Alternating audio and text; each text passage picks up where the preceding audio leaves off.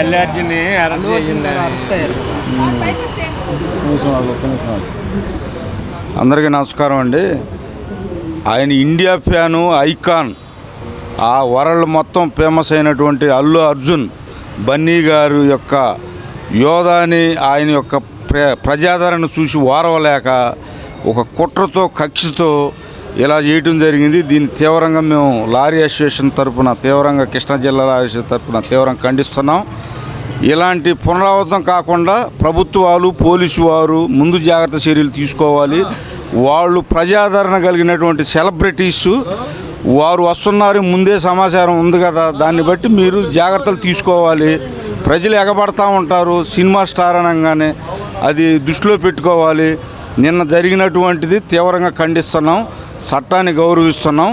నిన్న సాయంత్రం viral order భారతదేశ చరిత్రలో అరెస్ట్ రిమైండ్ పడ్డ 45 నిమిషాల్లో బెయిల్ రావడం ఒక రికార్డు. మనం హైకోర్టు వారిని గౌరవిస్తున్నాం. దాన్ని జైలు అధికారులు ఇంప్లిమెంట్ చేయలేదు.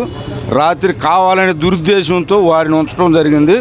ఉదయం 6:45 విడుదల చేశారు. వారు ఇప్పుడే ఇంటికి క్షేమంగా చేరుకున్నారు. వారి ఆదరణ, వారి ప్రజాదరణ చూస్తుంటే అసలు దేశం అంతా మారుమోగిపోతుంది. అతను రాబోయే రోజుల్లో అతనే ఒక celebrity, India fan, Allu Arjun Zindabad. Okay, thank you sir.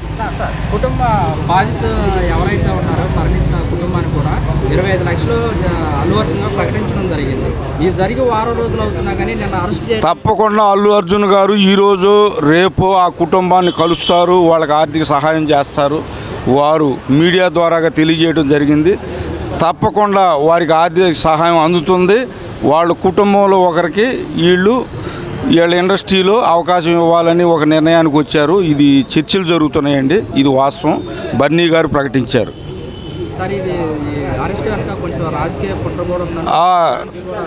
వాస్తవంగా అవన్నీ మనం అనకూడదులే, కానీ అది జరగటం దురదృష్టకరం. నిన్న ఈయన్ని ఇలా చేయటం ఇంకా బాధాకరం అనేటువంటి విషయం. రాజకీయ కోణాలు అనేవి అది వేరే అదర్ దెన్ వేరే వచ్చినది.